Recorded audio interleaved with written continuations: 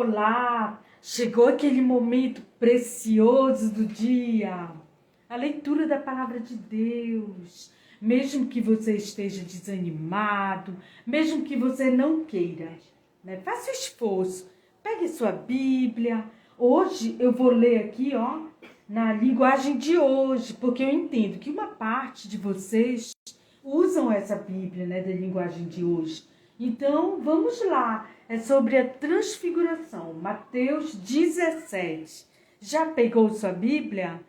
Olha só que eu estou te ajudando hoje aqui, hein? Que você possa ler, acompanhar aqui mesmo, literalmente, junto comigo. Jesus, Moisés e Elias. 6 dias depois, Jesus foi para um monte alto, levando consigo somente Pedro e os irmãos Tiago e João. Ali, eles viram a aparência de Jesus mudar. O seu rosto ficou brilhante como o sol, e as suas roupas ficaram brancas como a luz. E os 3 discípulos viram Moisés e Elias conversando com Jesus. Então Pedro disse a Jesus: "Como é bom estarmos aqui, Senhor! Se o Senhor quiser, eu armarei 3 barracas neste lugar. Uma para o Senhor, outra para Moisés e outra para Elias." Enquanto Pedro estava falando, uma nuvem brilhante o cobriu. E dela veio uma voz que disse: "Este é o meu filho querido, que me dá muita alegria. Escutem o que ele diz." Quando os discípulos ouviram a voz, ficaram com tanto medo que se ajoelharam e encostaram o rosto no chão. Jesus tocou neles e disse: "Levantem-se e não tenham medo." Então eles olharam em volta e não viram ninguém, a não ser Jesus. Quando estavam descendo do monte, ele lhes deu esta ordem: "Não contem para ninguém o que viram, até que o Filho do Homem seja ressuscitado." Então os discípulos perguntaram: "Por que os mestres da lei dizem que Elias deve vir primeiro?" Ele respondeu: "É verdade que Elias vem para preparar tudo.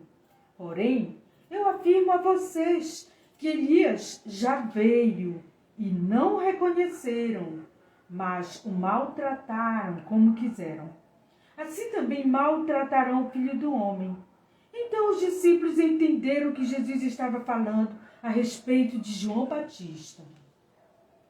Prosseguindo a leitura, a cura de um menino. A partir do verso 14. Quando eles chegaram perto da multidão, um homem foi até perto de Jesus, ajoelhou-se diante dele e disse: "Senhor, tenha pena do meu filho.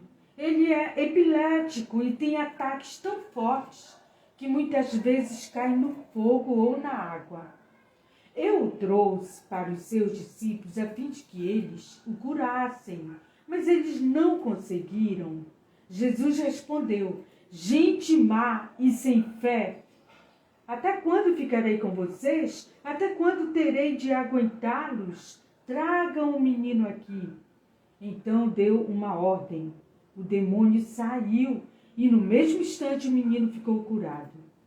Depois, os discípulos chegaram perto de Jesus, em particular, e perguntaram: "Por que foi que nós não pudemos expulsar aquele demônio?"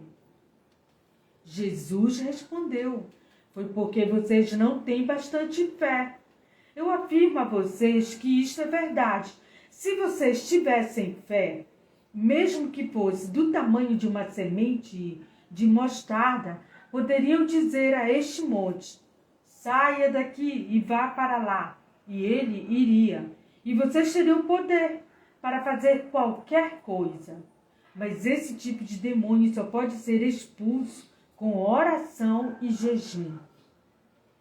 Continuando aqui no versículo 22, Jesus fala outra vez da sua morte e da sua ressurreição. Um dia, os discípulos estavam se reunindo na Galileia e Jesus disse a eles: O Filho do Homem será entregue nas mãos dos homens, e eles vão matá-lo. Mas 3 dias depois, ele será ressuscitado. E os discípulos ficarão muito tristes. O imposto do templo.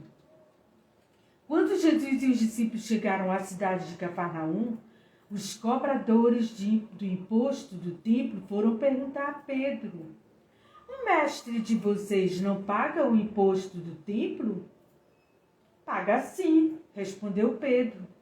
Depois Pedro entrou em casa, mas antes que falasse alguma coisa, Jesus disse: Simão, o que é que você acha? Que paga impostos e taxas aos reis deste mundo? Simão, o que é que você acha? Quem paga impostos e taxas aos reis deste mundo? São os cidadãos do país ou são os estrangeiros? São os estrangeiros, respondeu Pedro. Certo, disse Jesus. Isso quer dizer que os cidadãos não precisam pagar. Mas nós não queremos ofender essa gente. Por isso, vá até o lago, jogue um anzol e puxe o primeiro peixe que você fisgar. Na boca dele você encontrará uma moeda.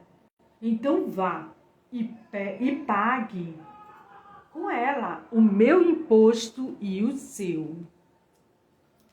E é isso. Foi a nossa leitura dinâmica de hoje. Espero que você reflita e, mais do que isso, que você e eu pratiquemos essas verdades espirituais do reino, que não é fácil, mas é possível, porque o Espírito de Deus nos ajuda. Tchau, até amanhã, viu? Nos acompanhe para a nossa devocional e amanhã é o dia de podcast. Espero por você. Tchau, tchau.